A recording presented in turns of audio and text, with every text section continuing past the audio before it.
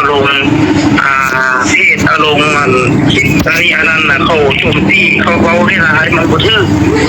แบบไปเนาะการจัดตั้งคันเชิงแนวคิดการจะตั้งคันเทิงมันเป็นจังไดตัวอย่างว่าอยากให้เป็นจังไดเอา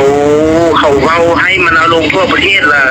เขามันบ่งามเขาได้นี่บ่งามจะได้ห้องการมันก็ตั้งอยู่นั้นผู้ใดก็เห็นบ่ทายเขาก็เห็นอยู่แล้วดิสิเป็นอีหยังทายห้องการบ่ได้เว้าว่าห้องการนี่บ่ดีทายซื่อๆว่าห้องการอันนี้มันอยู่นี้อยู่นั้นก็คือเอาทายว่าทัดล่วงอยู่นี้เด้อประตูใสอยู่นี้เด้อคนบ่เห็นก็เบิ่งครับชมได้พ่อแม่พี่น้องก็สิเป็นอีหยังตัวอย่างจังซี่เห็นบ่โอ้บนสถานะพวกกับบ่เกี่ยวอันนี้พนักงานโอกาสนะมันห้องการสิเป็นหยังหมอโซเวียงจันทน์ก็ทายอันนี้นั่นก็ทายเฮาก็ไปเด้ตัวอย่างใกล้ไปใกล้มาลุงเข้าไปรวมมันได้นี่เข้าห้องไว้แล้วเขานำจับร้านได้จับเฮ็ดพ่นหยังดองเว้าลุงน้องเว้าน้องกันอันถือไปร้านไปท่านี่จับเฮ็ดพ่นหยังตัวอย่าง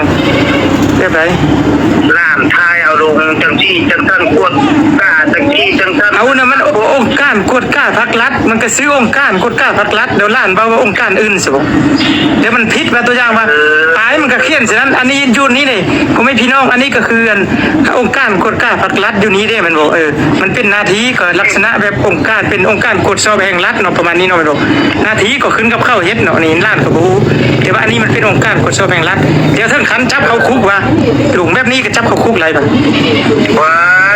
ร้านจะไปเที่ยงเขาว่าเขาเฮ็ดได้ก็จะตั้งแล้วเขาบอกก็เข้าใจอยู่ว่าก็เข้าใจอยู่ลุงอยากเตือนแต่ร้านก็บ่ได้ล่วงเกินเขาเป็นนายว่าโอ้องค์การนี้บ่ดีเด้เนาะองค์การอันนั้นอันนี้บ่ดีเด้เนาะเฮ็ดจังซี่ซะร้านบ่ได้เว้าจักคำไปเบิ่งในคลิปโลดโทรหา